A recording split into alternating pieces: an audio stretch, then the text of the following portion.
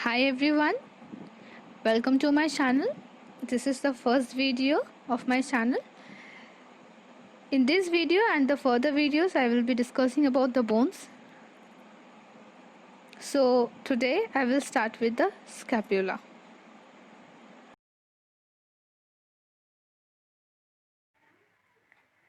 So scapula. Before moving into the video, I request you to carry the bones with you and repeat after me.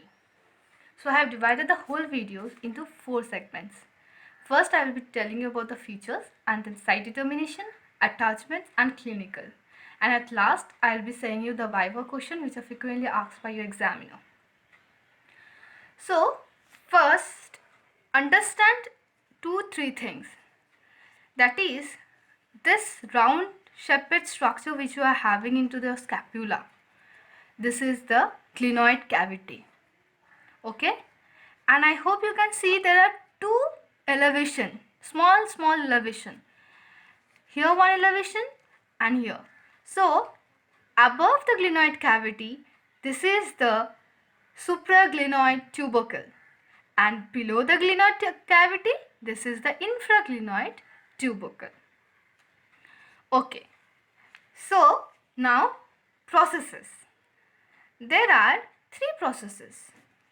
You can see here, this is the spinous process. The continuation of the spinous process, you are having the acromion process, and in front you are having the coracoid process. Repeat after me: spinous process, acromion process, and you are having a coracoid process. Now surfaces. There are 2 surfaces: the front or anterior surface or the costal surface. And here back you are having the dorsal surface. Okay, the anterior surface is called as the subscapular fossa, and dorsal surface, how will you understand? You will understand by the spinous process, attachment of the spinous process. So this spinous process divided this whole scapula, at least the dorsal scapula, into 2 parts. The smaller one, it has divided into supraspinous fossa, which is a smaller one, and the larger one, this is called as the infraspinous fossa. You can see this scapula is a flat triangular bone. Okay, so if your examiner asks what kind of bone it is, you have to say that it is a flat bone, and obviously it is a irregular one. It's not regular. Okay, so now borders. There are 3 borders. This is the superior border. How you will understand the superior border? See, in the end of the coracoid process, it will be the starting of the superior border. Now you can ask me, what is this then? Yeah, there is a prominent notch here. So this is called as the suprascapular notch. Suprascapular notch. So this became your superior border. Now we have the lateral border, and then we have the medial border. So lateral border, the thicker one, the thick part, see, the thicker border is the lateral border, and the thinner one, this is your medial border.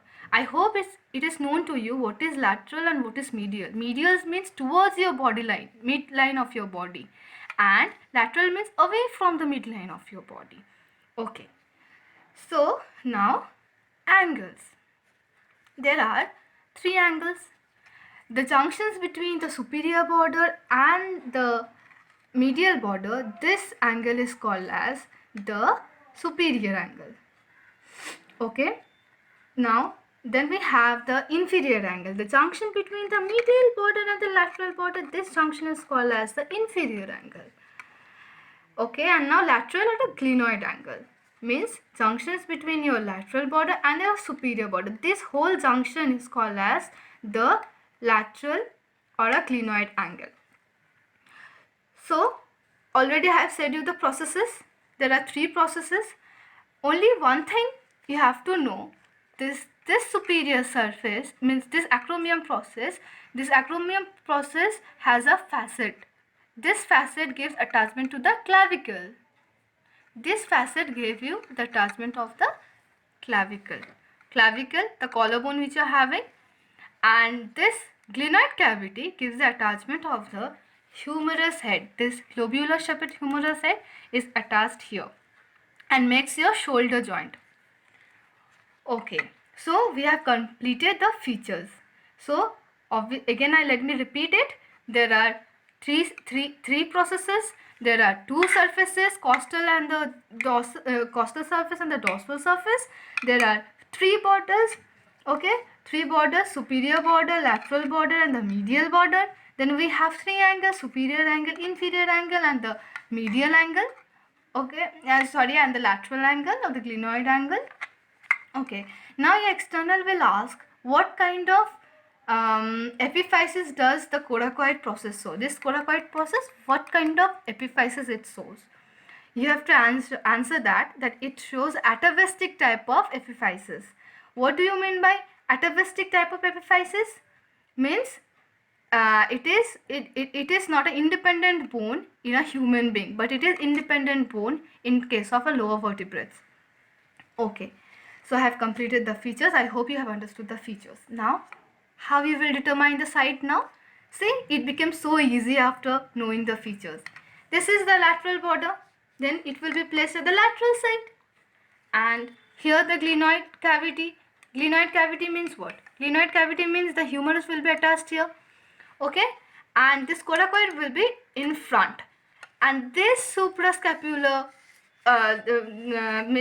this costal surface or the subscapular fossa will be in front in such a way that it will accumulate the concavity of the thoracic cage. Okay, so now you see this is the lateral side. Now this is the medial side. This will be in front. So see, it became your left sided scapula. It became your left sided scapula. Now if your external arcs and you have to hold this in anatomical position, then you have to obviously hold it in your with your left hand, as it is a left scapula. So hold it with your left hand, and you have to hold such a way that you're holding a gun with you. So hold like this, okay, and don't explain, and they will tell you that how did you say that it is a left sided scapula. Then obviously you have to say that because of the lateral border faces lateral side, glenoid cavity faces lateral side, and all this, and coracoid process looks front, and this acromion process at the back. Okay, so you have to explain all this thing. Now please check your bones and see what sided bone it is.